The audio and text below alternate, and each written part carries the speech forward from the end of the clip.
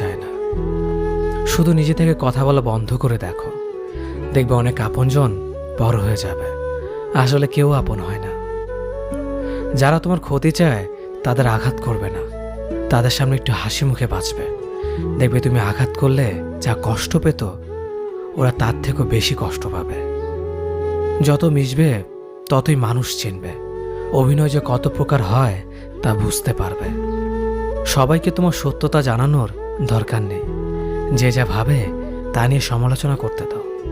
বেঈমান মানুষগুলো কখনো অপরিচিত মানুষ হয় না, খুব কাছের মানুষগুলোই বেঈমান হয়। পাতা ঝরার আগে পাতার রং বদলে যায়, আর মানুষ বদলানোর আগে কথা বলার ধরন বদলে যায়। মন কখনো ভাঙে না, যেটা ভাঙে সেটা হলো বিশ্বাস।